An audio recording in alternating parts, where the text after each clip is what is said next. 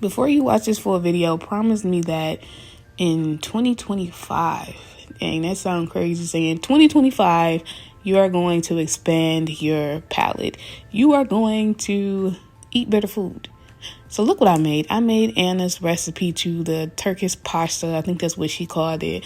I saw the video one time and then I kept seeing it everywhere. So I'm like, let's make it, because a lot of the stuff that she was using, I like, cherry tomatoes. The yogurt sauce, I've had that before. I just like to add lemon to it, but it's not a lot of work. And that seems like now in today's age, what's going on, some people are working 1 or 2 jobs, or you have 1 or 2 kids or more, and you don't have really time to cook. This is filling and it's very flavorful with minimum ingredients. I also added the tomato paste to the onion and the meat that I used. I believe she used lamb. But before I say this, please look at my name. I am a chef. So the type of meat that I used, I made. If you have a mixer that has the meat attachment, you know that you can make a lot of stuff. So I mixed together ground turkey and ground chicken. I am sure that whatever meat that you use is going to taste good regardless. For the butter sauce, this is very simple. It's just taking some butter.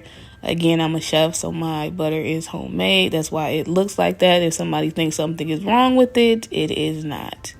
When you add the sweet paprika to the butter, when it's hot, you're blooming it. It's just waking up the spices, which in this case is just the paprika.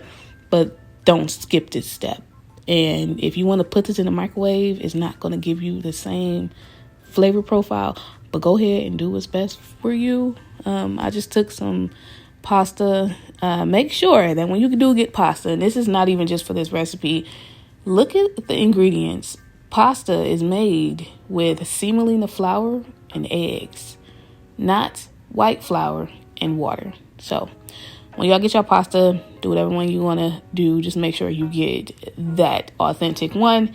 I'm just plating everything up. This is a lot, and I felt like I did half of what she did, and I still had a lot. For the cherry tomatoes, the only thing I added, as you saw, was just olive oil and some pepper. Now, I did chop up, if you saw, some parsley and then the smallest amount of mint, because mint is very strong. This was super simple. The longest thing, as you can see, that took the cook was the meat. I like my vegetables sauteed and caramelized. That's why I cooked it a little bit longer. But if you want a more crunchier one, cook it less.